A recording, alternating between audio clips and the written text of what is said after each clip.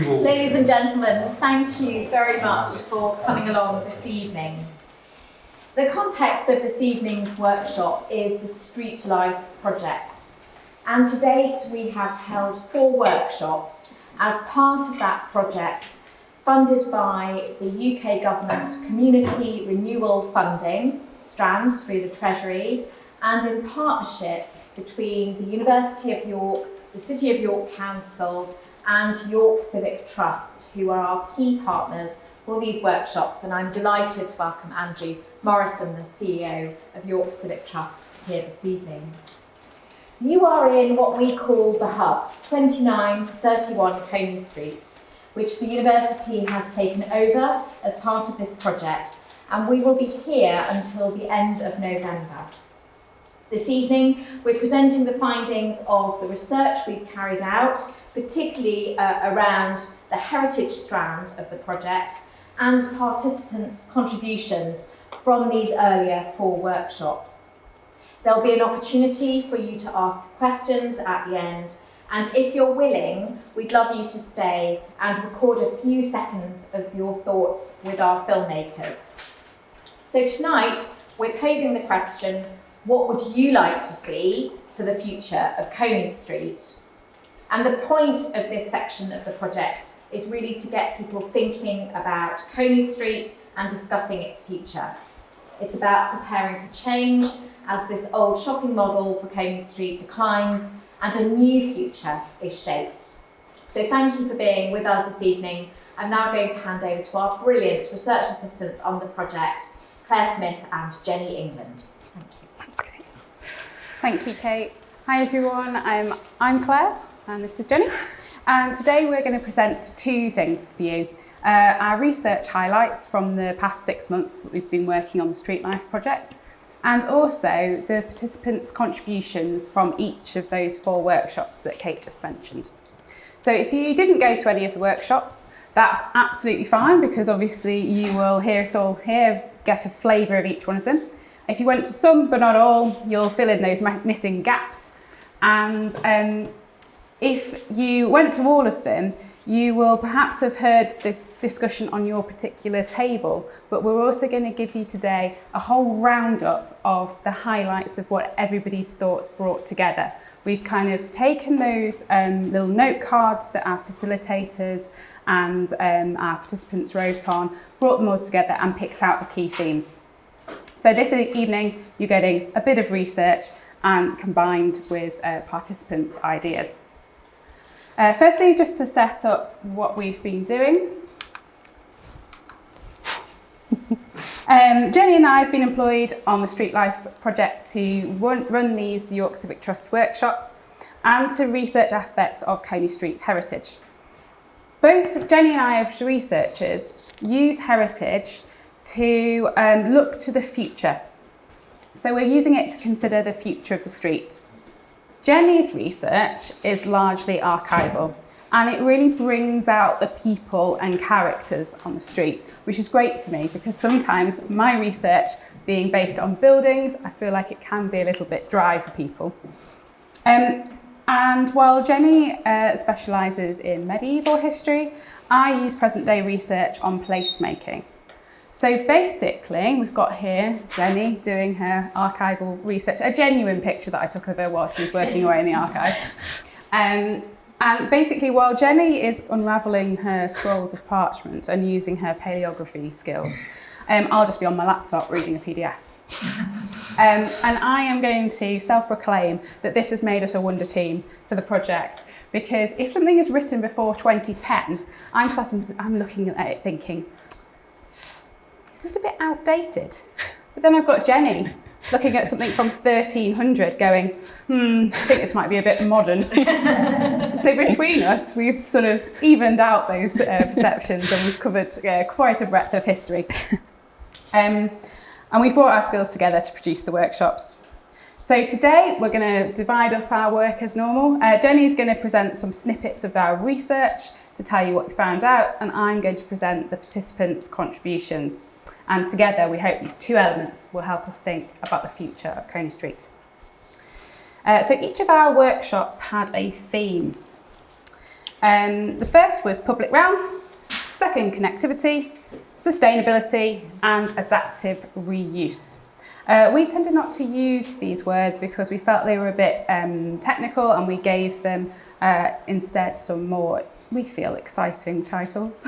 But they're really key because they represent topics in the national debate about the decline of high streets. So designing the street's environment.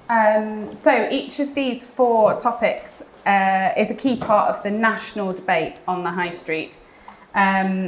And it's important to say that we haven't been tasked with summarising or rehashing this debate, because that has now got at least over 10 years worth of research, government reviews and funding pots attached to it. So instead we're keeping things very specific to York. And this, I feel, is a really good moment for us to be thinking about Coney Street. We know that there are plans coming up for both sides of the streets. You may have seen planning applications for Airbnb units over shops, and coming to the fore changes in the riverside. So what these workshops have been about and is about today, thinking about what we as York residents and representatives would like to see for Coney Street before we get into further discussions about the street's future. So with those 4 topics and our project introduced, I'll start with the first workshop, which you will know is about public realm, or as we called it, 24 hours in the life of Coney Street. So if you're a York resident, and if you made it here today, you've probably ventured down Coney Street. But do you experience Coney Street throughout the day, or do you mostly see it as a particular period when you happen to be on the street? For our opening workshop, we wanted to get people thinking about all uses of the street. So from the morning deliveries to daytime shopping to evening leisure.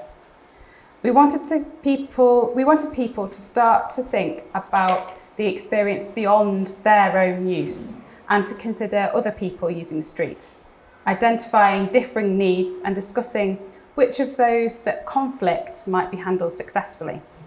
So public realm was the topic. We framed it as 24 hours in the life of Coney Street, and we took public realm to mean all the publicly accessible space on the street. Hi, if you may recall from the introduction, I'm Jenny, and I'll be presenting the research that Claire and I did for the public realm. So one of the things that has and continues to shape Coney Street is its status as a throughway, owing to its position between the 2 bridges. It's a key throughway for both people and vehicles as they move across the city. And these people and the way that they use the street differently has shaped it across the centuries and continues to inform its possible futures. And if we look at the street over a 24-hour period, its different uses and users become really clear. So as Claire alluded to, we focused on the morning, lunchtime and the evening, and then compared this to anecdotes from the past. To better understand the present, one of the first bits of research that Claire and I did together was going out onto Coney Street on a Friday at different points of the day to capture some filming. So I've got a series of clips now from 8:30 in the morning, lunchtime, and then a Friday night, and I'll play them in succession.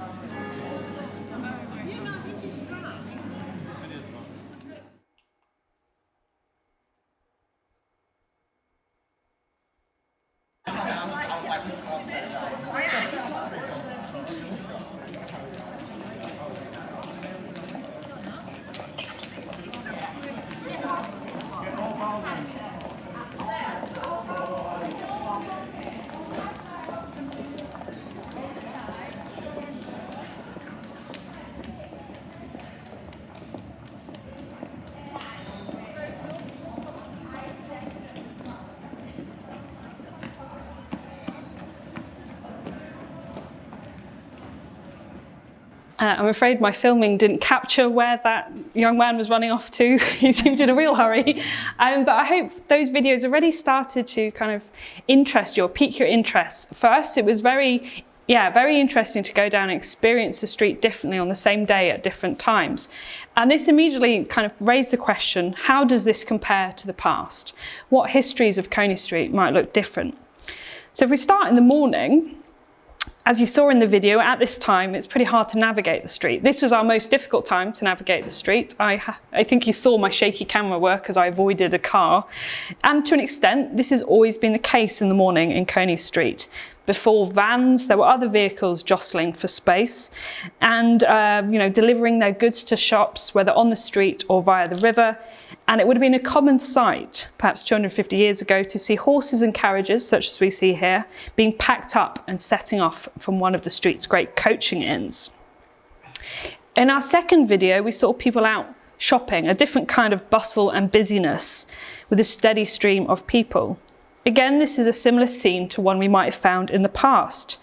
Coney Street was always a place for shopping. In the 19th century, it was a key destination for clothes and fashion, underpinned by the great department store Leek and Thorpe that you can see up here on the slide. And finally, to our nighttime scene, the footage we captured that evening was actually a lot quieter than we thought it might be. We went out twice. We went out first and we thought, oh, that's not busy enough. So we went out again. And again, we're still slightly quieter than we'd expect, because Coney Street has a deep tradition as a place for nighttime entertainment. There were dance halls in the basement of several buildings, and music concerts in St Martin's Church, and a huge cinema, again here just on the slide, that could seat 1,000 people and showed the latest films. And furthermore, from the mid-18th century to the outbreak of the Second World War, every Sunday night, Coney Street was overtaken by throngs of young working class people taking part in the so-called monkey runs, a type of orchestrated promenading, and one of the main ways in which young people would meet potential romantic partners. Perhaps predictably, this was an activity that caused some conflict between the street's different users. We found this comparative research, and like I said, going out on the street at these different times, to be a really good way of just showing how many different users and uses the street's public realm has and has always had. While today we can say that the street's different users are coexisting, we can't help but feel that people's experience of Coney Street is not as good as it could be. And our research suggested two central aspects of public realm design that could make the street a more positive destination. The first of these is making better use of stuff on the street.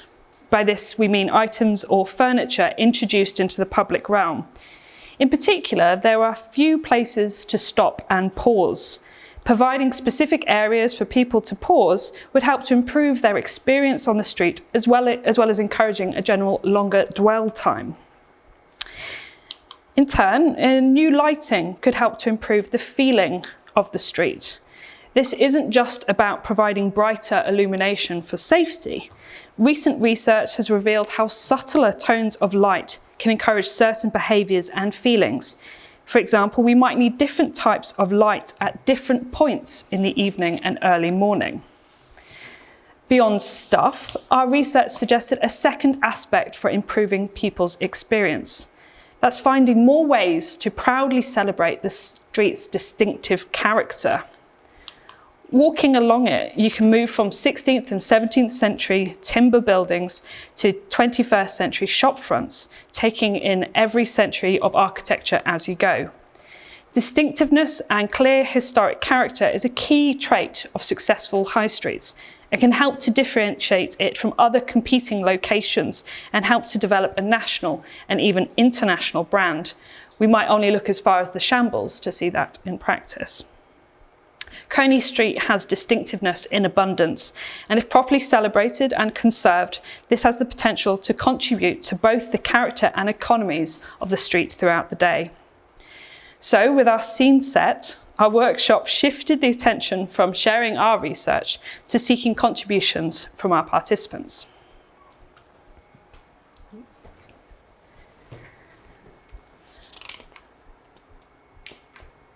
You're clicking the wrong button.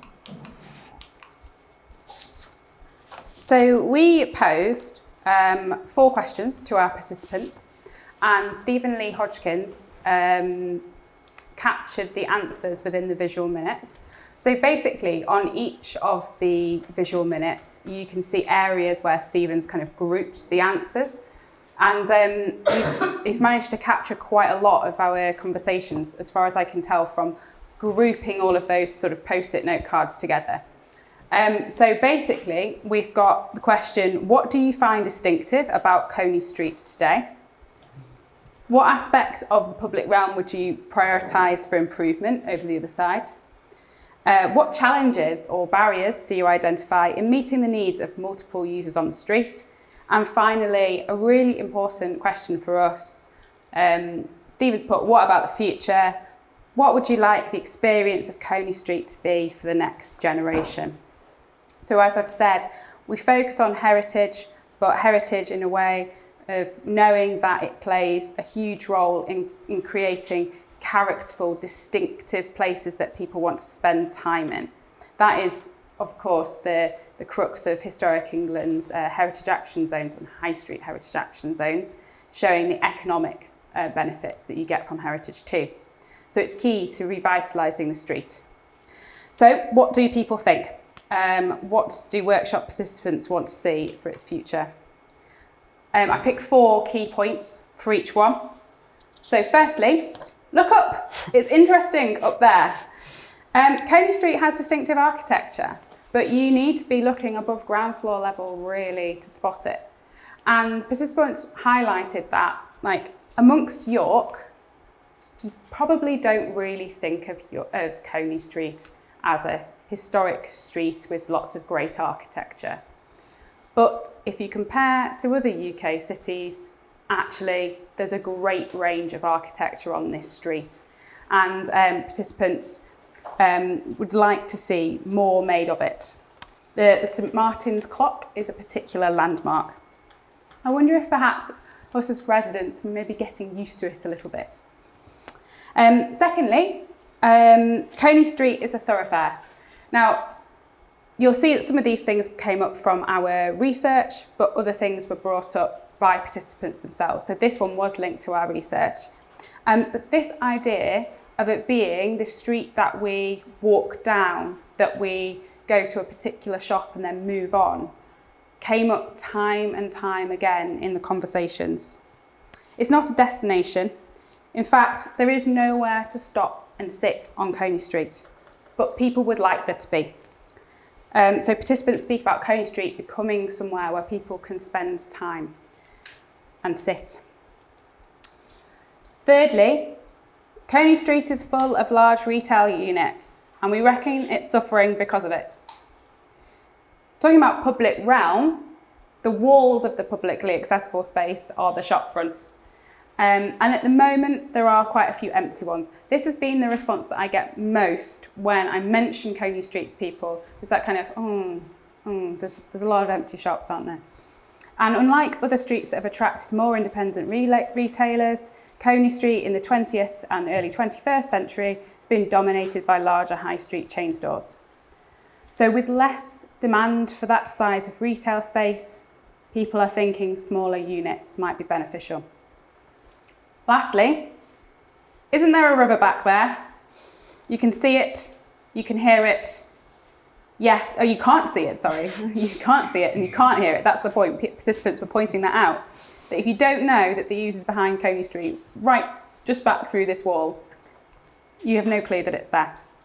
Opening up access to the river came through as a top priority, and it's a big potential as new public realm. And it links to making Coney Street more of a destination. Which is really great for us because it links to our next workshop very neatly. The river theme lands us with back to the river, connectivity. Possibly one of the few European cities to try and keep a riverside a secret, Coney Street is hiding the River Ouse. And we think we are missing a trick. This workshop was all about reconnecting Coney Street and the Ouse. And reconnecting is the word. Because via water activity and common lanes, historically, the street was well connected to the Ouse. So this, once again, is where we bring this historic research to bear on the future of the street. We looked at possible thoughts about reconnection and previous plans for a riverside walkway. Thanks, Claire. So the main physical connections between the street and the river in the past were 3 passageways called water lanes. The only one that still survives today is under the Guildhall. You can just see a visual of that there, as well as it's visible from North Street. And indeed, up till the 1850s, this passageway, which is called Common Hall Lane, led all the way up to the street. The water lanes were used to take people and goods to and from jetties on the river and helped to ease the traffic crossing the Ouse Bridge. Until 1863, this was the only bridge in the city that crossed the Ouse. The water lanes also supported life on the street. They were used by people fetching water from the river, as well as depositing household waste to be carried away by boat. Unlike our experiences of the alleyways on Coney Street today, in the past we have to see these as real essential functions to the working of the street. But the Ouse itself was also different in the past. Its banks were wider, and prior to the building of the lock at Neyburn, it was also tidal.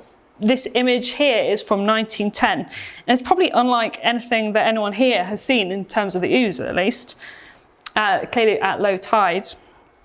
And as a result of the tide, there was also a tidal bore on the Ouse, which was a rushing wave caused by the incoming tide.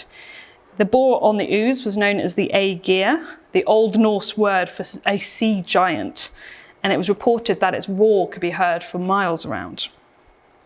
So I hope what's becoming clear is that for the people living and working on Coney Street in the past, they would have experienced the Ouse very differently from how we do today. And another key difference is that up till at least the last century, the river very much operated as a commercial bloodline into the street and the city at large, with boats and barges carrying materials directly to businesses on the street, such as newsprint for the Yorkshire Evening Press, which we can see here on this barge. As set up by Claire earlier, there is no way of escaping the fact that today Coney Street has turned its back on the river. But in our research, we focused on the possible ways that we could reconnect it.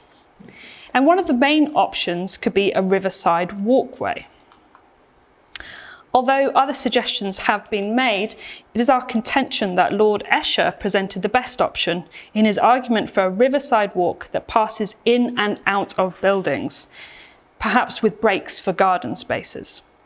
This would be a key way of making sure that the new walkway wouldn't bypass the city or the street, but instead bring interaction with businesses and shops on Coney Street, and likewise preserve and project out that distinctive character of the street we've been talking about. Another point of a connection to revitalise could be the areas running perpendicular to the river, that is to and from the Ouse. Our current alleyways could be spruced up a bit through some simple changes of paving and lighting and how and where bins are stored.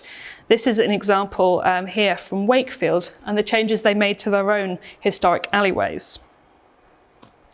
In turn, our glorious views down to the river and across it, such as the one we have here over to North Street, must be prized and protected rather than just kind of casually disregarded. You may recall from the video we saw earlier, bins are kind of obscuring this view at various points. More deliberate cultivation of these existing connections will not only help to reconnect the street and the river, but also help to celebrate the amazing heritage assets we already have. But as ever, we definitely need more suggestions, and we turn to our audience again for this. So once again, Stephen kindly produced our visual minutes, and we asked participants 2 questions this time, because four was too many in the first one. We overdid it, guys, sorry. So we asked, what are your top priorities? For reconnecting Coney Street with the river? And then we asked our future question again. So how would you like the relationship between Coney Street and the river to feel in 20 years' time? So here are the top 4 answers. Mixed use, please. That was very much the priority that came out of people's answers. Creating this new, vibrant sort of riverside character. People wanted spaces for residential, leisure, retail, and something that kept coming through was the idea of creative maker spaces. Art markets on the riversides of European cities seem to be very much envied. Secondly, let's use the use. So some people said water taxis, some people said deliveries, some people said sort of shops on barges. We're obviously not quite clear what we want to use the use for, but we'd like it to be made more of, we'd like there to be more use of it. And if we're not on it, that is not on the ooze, we're often looking at it. So improving the views of the ooze was another priority. Thirdly, those common lanes need a bit of TLC, to put it mildly. And yes, I did present that as part of the research presentation in the workshop, but it also came out of people's thoughts. And particularly people added to that, saying that lanes currently don't feel like spaces that you want to walk down or even can walk down. It's not really clear whether they are public and they don't really lead anywhere. So people said better lighting, signage to the river as a minimum, making them clean, safe and accessible. And finally, ideas about integrating the river and the city. So lots of words that people put down about the kind of relationship between the river and the street. Things like texture, equality, porosity, interconnected. It was clear that reconnecting to the river does not mean disconnecting the street. So overall, it was kind of a clean, safe, vibrant feel to the riverside and street being envisaged with mixed uses, but also sort of creating a new character area in York. And at that point, several participants highlighted that this needs to be sort of thought through within a holistic vision for the city. Okay, let's move on to sustainability, a healthy heart to the city. So, did you know, and this is really for the people who didn't come to the sustainability workshop, that there is a carp pond on Coney Street? Because I certainly didn't. Until we were arranging our little walking tour part of the workshop. And in case you're wondering, which you surely are wondering where the carp pond is, it is in St Martin's Church. We got to go behind those metal gates that I've lived in York for 15 years and never been behind, with thanks to St Martin's PCC. And while we were taking a peek at the carp, we also considered opportunities for greenery, nature, and more broadly, environmental sustainability on Coney Street. And as always, you're probably realising by now, we looked to the past to see how green Coney Street was, and we drew upon recent research and projects to show what potentially we could achieve. So I'll hand over to Jenny. Thanks, Claire. So one of the big things that emerged for me from my historic research on Coney Street was just how green it used to be. In present day maps and indeed our experience on the street, there isn't a lot of greenery or even open space to be found. We might think of the area around Coney Street and St Martin's as generally the only public areas we might experience with this open greenery. But looking at one of our earliest surviving maps from the 1680s, it is clear that at this time, about 350 years ago, it all looked rather different. So this is kind of Coney Street there, and there's the church and the Guildhall. And on the other side of the street from the river, you can see there are rows and rows of trees behind the houses. I'll use my laser pointer and hopefully you can see what I'm showing there. These must have been orchards. Perhaps growing apples to make cider that was drunk on the street. This is kind of some imaginative work for me there, but we can see how much greenery this must have had. And likewise, down towards the river, more open space that may have likewise been filled with trees, but at least was open and perhaps green until it hit other buildings and maybe even a river wall there. As you might expect, over the following years and centuries, all this changed. By 1937, the yards on the east side, the side that's not along the river, had been eaten into by buildings being built, and only small separate yards remained. We're a long way away from those lush orchards. But other areas did retain some greenery. This is a map from 1852, and we can see the area around St Martin's Church seems to have been particularly populated with luscious greenery. Behind the vicarage and reaching all the way up to the Guildhall here, we have rather fancy looking gardens, I think, and indeed all the way down past the George on the other side, with paths, trees, and maybe even water features marked out on this map, which again suggests how important they were. And we get a further sense of this greenery from a bird's eye view of York that was painted around the same time as that previous map we just saw was made. We can now see that these green spaces are filled with trees and bushes. And this feels such a long way away from today. When I look at this barely seems recognisable as Coney Street. And although some greenery has survived, most notably actually in the back garden of the hub here, it is quite clear that Coney Street needs a more environmentally sustainable future. And for this, we have to be ambitious. We have to think 30 to 40 years into the future. And with that mindset, three main options became apparent in our research. And the first is thinking about riverside deliveries. This is something we've just kind of laid out when we're thinking about reconnecting the river and the street. The ooze could be used as a greener and a smarter way for bringing deliveries into the city centre for both businesses and individuals, and perhaps in conjunction with collection hubs. For me, not only is this pleasing in the way that it evokes past successive practices in historic York, but is also based on present-day policies in London. And again, in London, there are recommendations to reactivate the piers, wharves, and railroad interchanges as alternatives to road freight, and to combat vehicle emissions through delivery. The ooze can be used in this way. Recent construction work at the Guildhall, as well as that done at City Screen 20 years ago, they both used river transport and wharves. Our next central theme centres around sustainable practices when it comes to managing historic buildings. When considering carbon emissions, the embodied carbon of an existing building has to be considered, not just its operational emissions. When these numbers are crunched, it can emerge that knocking down buildings and rebuilding them, particularly if that new building only lasts a couple of decades, is not very environmentally friendly at all. With this in mind, and with a view to Coney Street in particular, more sustainable options can emerge from keeping our historic buildings and to continue using and reusing them with, if possible, sympathetic and responsible retrofitting.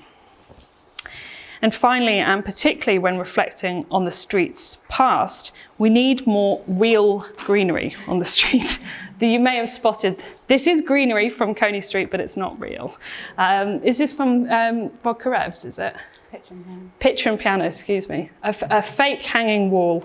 But current practices in other British cities tell us that trees depaving parts of the street, making green and blue roofs, and living walls, real living walls, can all contribute to making Coney Street a healthier heart to the city.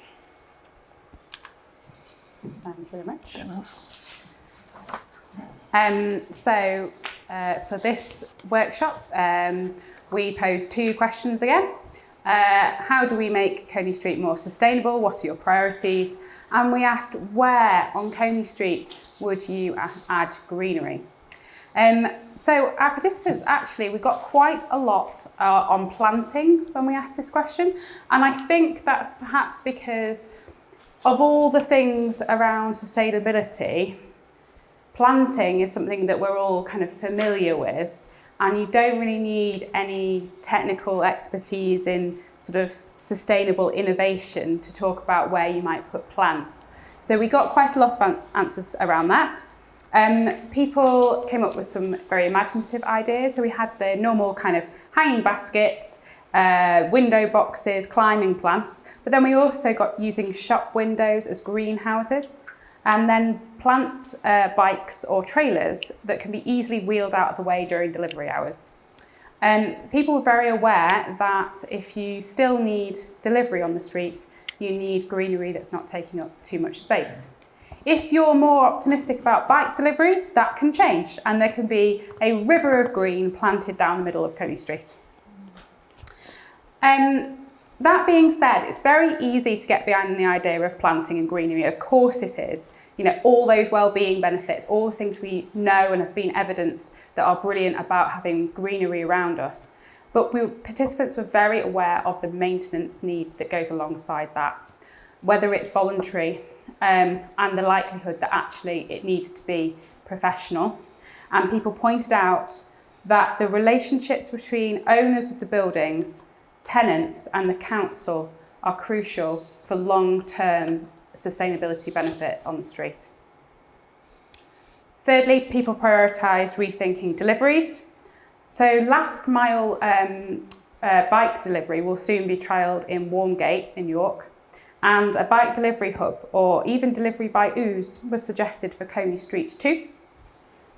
And finally, loving what we've got, we presented research on adaptive reuse and thinking about keeping buildings for a long time. Participants agreed heartily, prioritised this, and also added that this means learning to love 20th century additions and 20th century buildings on the street, rather than looking for their immediate demolition and rebuild.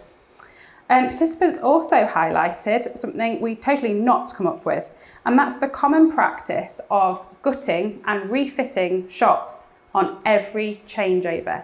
It's something that, as the university using this hub building, we've become very aware of.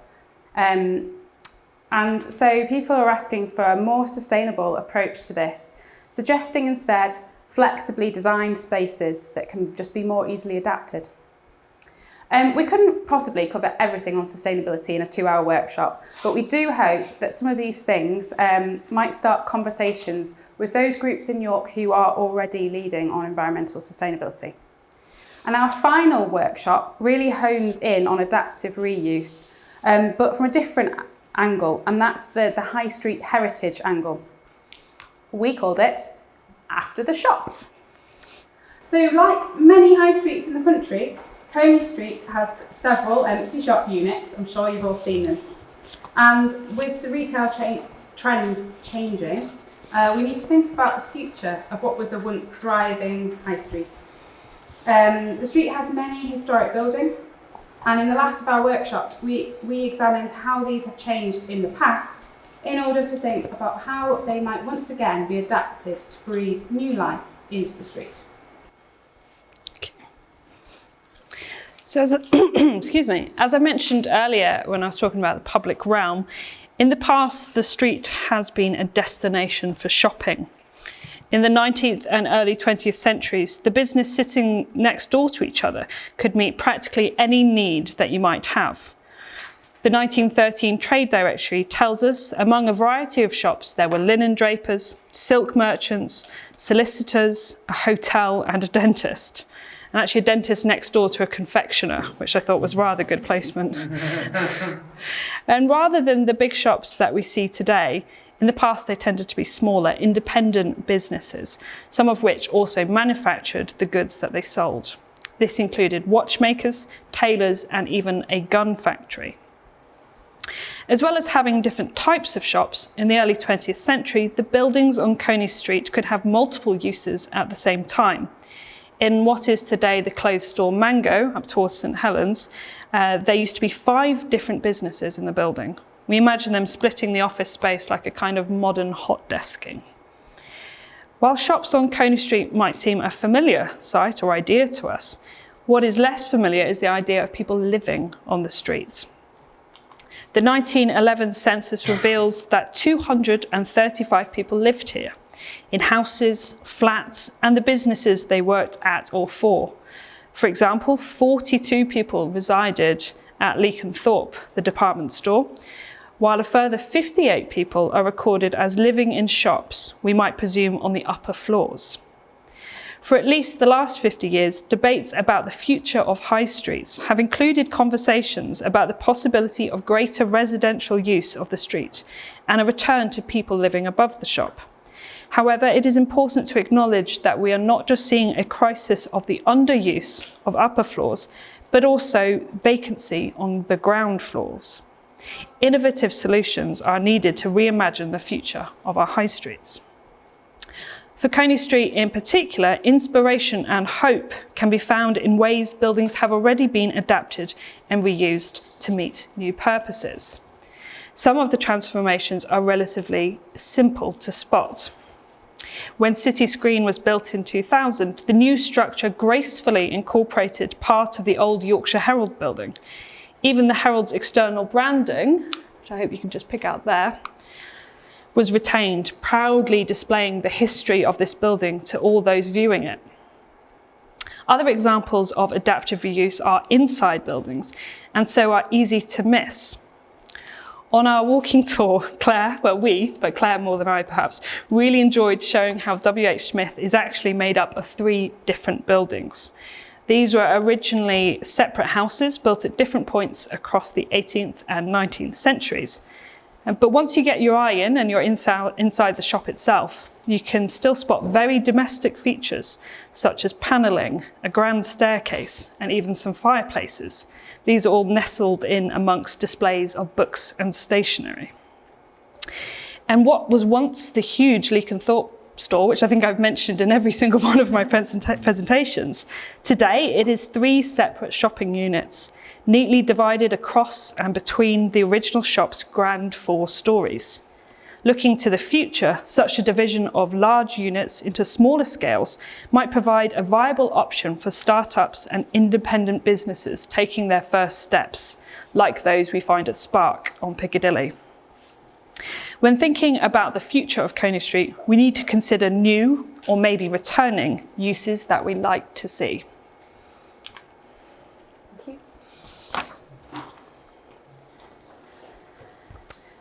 So once again, we asked 2 questions. I think these were the hardest 2 questions we asked across the workshops. We asked, what new or returning uses would you like to see on Coney Street, and where do you see opportunities for adaptive reuse? I say hardest because if you're not an architect or a heritage professional, I think it's quite tricky to reimagine what buildings are going to be like and to know what would be permitted. So we got more answers relating to use than relating to what people would knock down or change. So on to our priorities, uses. Right, are you ready for this? Ale houses, artist studios, apartments, bike hire, bike repair, cheesecake factories. Love the person who said that. Well done if it was you. Cafes, dentists, doctors, dance schools, delivery hubs, esports, eateries, flats, family attractions, gyms, grocers, galleries. That's all of the uses that participants suggested from A to G. I can go through the remaining 3/4 of the alphabet, but I think you've got the point. People said a lot of things with a wide range of kind of uses and ideas. So to pick out what are the main things that are coming through from that. One is that residential uses came up quite a lot. And people are seeking a real mixture. And then people were grouping together residential uses with things that support a community. So this links on to my second priority. People are envisaging the area combining the street and the river as a new community with people living, working and spending leisure time there. So then the uses kind of support that setup. So residential, offices, shared health, wellbeing, and then everyday services, things like laundrettes and things. Thirdly, upstairs, downstairs, basement venues, rooftop cafes. People were thinking across the whole of the buildings. However, people also highlight the need for better access. So there are some challenges here and conflicts in what people are actually sort of imagining for the street. And finally, flexibility. I felt like people were kind of burnt by this idea that we've had department store sized shops and they've become redundant. So people are now really keen not to repeat that mistake. They're seeking new places that are designed flexibly, so they can either have multiple uses depending on what's needed, or spaces that become a different thing throughout different periods of the day. So it might be something different in the day to what it transforms into in the evening. So those were the priorities for our final workshop. And from there, we're just going to wrap up. Yeah, as I hope you've kind of gathered from the summary of our research findings and from the suggestions and discussions we've received from our workshops, in the last 6 months, we've been doing a great deal of thinking about the past and the future of this street. In all of this, we are aware that Coney Street does not exist in isolation. Changes here impact the rest of the city, and any improvements must not detract or be to the detriment of other streets. It should instead fit into a holistic vision or strategy for the whole city. Nevertheless, across these different workshops, we hope we've shown that looking at heritage and the heritage of Coney Street and combining different types of research can help feed into our reimagining of the future of this street.